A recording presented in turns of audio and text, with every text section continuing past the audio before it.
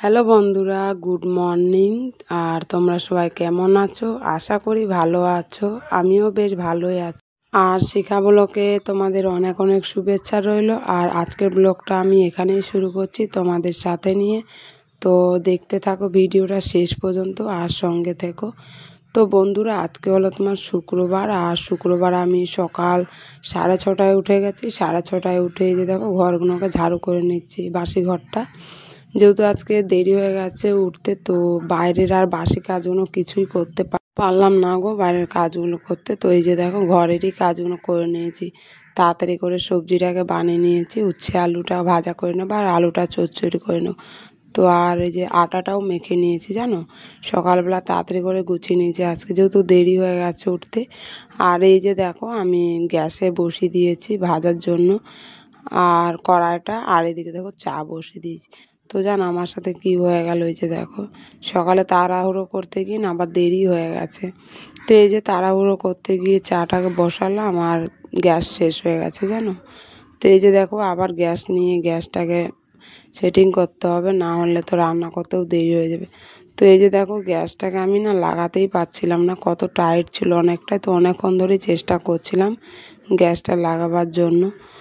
তো অনেক কষ্টে লাগানো হয়েছে গ্যাসটা। তো গ্যাসটা আবার লাগিয়ে আবার রান্নাটা শুরু। তো গ্যাসটা আমার অনেক কষ্টেই লাগানো হলো জানো। এরপরে দেখো রান্নাটাকে বসিয়ে নিচ্ছি। চা তো আমার হয়ে গেছে, তো ভাজাটাকেও বসিয়ে নিয়েছি আর এদিকে আলুর চচ্চড়িটাও করে নেবো জানো। রাতে তো সবজি বানিয়ে রাখা হয় না গো, যদি সবজিটা বানিয়ে রাখি না তাহলে সকালে খুব সুবিধা হয় রান্না করতে, না হলে এই যে তাড়াহুড়ো করতে হয় রান্নাটাকে নিয়ে। তো এই যে দেখো যা হোক আমাদের আজকে রান্নাটাকে বসিয়ে নিলাম আর এদিকে ভাজাটাও হয়ে এসছে। তো এগুলো হয়ে গেলে আবার রুটিটাকেও করে নেব। আর আমার ছোটো মেয়ে না অনেক বায়না করছে, যেহেতু ওর সকালবেলা উঠেছে আমার সাথে। তো এখন অনেকটাই বেলা হয়ে গেছে, 7:30 বাজে। তো কোলে হবে বলে মানে কান্নাকাটি করছে, তো ওকে একটু কোলে নিয়ে নিলাম। কোলে নিয়ে আবার খাওয়ার জন্য কিছু দিয়ে তারপরে যে আবার রান্নাটাকে করে নিচ্ছে জানো। সকালবেলা না বাচ্চা নিয়ে কাজ হতে চায় না গো, বাচ্চা সামলাতে আর রান্না করতে অনেকটাই মানে দেরি হয়ে যায়। তো এই যে দেখো যা হোক করে রান্নাগুলোকে সেরে নিই সকালবেলায় তাড়াহুড়ো করে। তো সকালে না আমি যখন উঠেছিলাম তখন আর সূর্য উঠিনি, মেঘলা মেঘলা ভাব ছিল। তো এই যে দেখো এখন বেলা হয়ে গেছে অনেকটা আর সূর্য উঠেছিল। তো সূর্য দেবতাকে একটু প্রণামটা জানিয়ে নিলাম জানো। আর এদিকে আমার রান্নাটাও হয়ে গেছিলো, তো প্রণামটা জানিয়ে এসে এই যে দেখো উনুনগুলোও মুছে নিচ্ছি রান্নাটা সেরে। আর আমার মেয়ে দেখো কলে হয়েই থাকবে, যেহেতু অনেকটাই বেলা হয়ে গেছে আর অনেকক্ষণ ধরে খেলা করছে সকাল থেকে। তো ও আর খেলতে চাইছে না, তো কোলে হয়ে থাকবে বলে এরকম ঝামেলা করছিল জানো। তো এই যে ওকে কোলেটা নিয়ে আর এগুলো মুছে নিলাম আমি তাড়াতাড়ি করে। আর আমার বড় মেয়ে না এখনও ঘুমোতেই আছে, ও উঠতেই চায় না সকালবেলায়, যদি ওকে কোলে করে না বার করে না তো উঠতেই চায় না। তো ঘুমাচ্ছে আর এই যে ছোটো মেয়েদিকে কোলে হয়ে রয়েছে, যেহেতু সকালবেলাতেই উঠে গেছে। তো এই যে দেখো উনুনগুলো আমি মুছে নিয়েছি, উনুনগুলো মুছে তারপরে আবার অন্যান্য কাজগুলো করে নেব।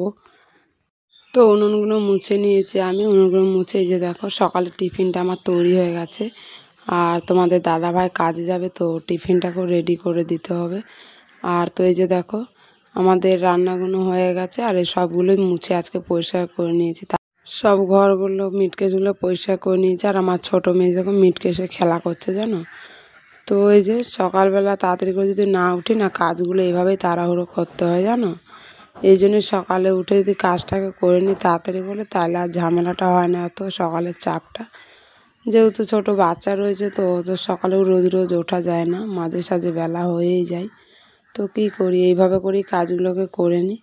তো এই যে দেখো আমার রান্নাঘরের কাজগুলো হয়ে গেলে আমি আবার বিছানাগুলোকেও গুছিয়ে নেব, যেহেতু অনেকটা বেলা হয়ে গেছে। তো বিছানা না গোছালেও হবে না।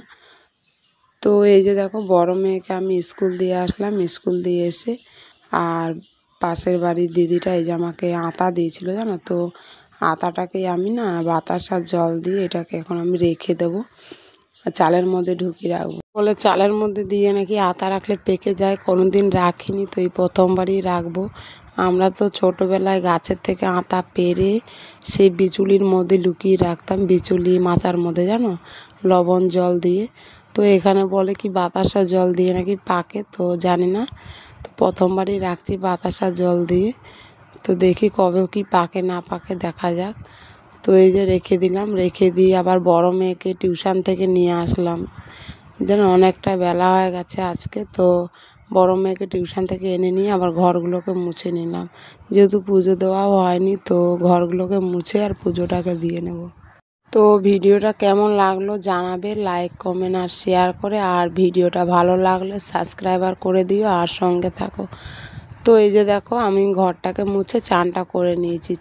চানটা করে এই যে গাছের কটা ফুল ছিল, ফুলগুলো তুলে নিয়েছি। তো এখন অনেকটাই বেলা হয়ে গেছে, এখন তোমার 3:30 বেজে গেছে জানো।